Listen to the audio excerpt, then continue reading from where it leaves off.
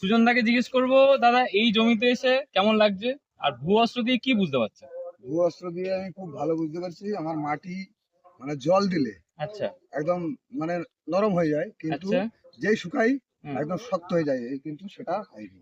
বাহ, মানে Plus, মাটিটা খুব ভালো বোঝা মাটিটা যাচ্ছে। খুব ভালো আছে। আচ্ছা প্লাস আছে আমার শিকড় ব্যাকড়ের কোনো সমস্যা নেই, এমনি কোনো আচ্ছা। সমস্যা নেই। আর দাদা সবকিছু গাছে ঠিকঠাক। সার কেমন দিয়েছেন? সার অল্প মাত্রা। হ্যাঁ, ওই প্রথমবার যা দেওয়া হচ্ছে হ্যাঁ, ওই, পরে কিন্তু আর সার দেওয়া হয়নি। বাহ, আর গাছের গেট আপ তো দারুণ, দেখার মতো।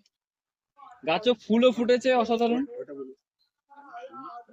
আর এখানে আমরা এর পরে গ্রো ম্যাজিক দিয়েছিলাম, বেগুনের অলিভ স্প্রে করেছিলাম তাই না? olive। দেওয়ার পরে ফুল জালিটাও ভালো দাঁড়াচ্ছে। এই যে ফুলটা দেখলেও আমরা বুঝতে পারবো ভালো ফুল জালি এসছে, এই যে, তাই না? হ্যাঁ। বাট এই যেমন রিসেন্ট এই যে বৃষ্টিটা হলো, বৃষ্টিতে প্রচুর মানুষের কিন্তু গাছ মরে গেছে বা গাছের কন্ডিশন খুব খারাপ, সেই তুলনায়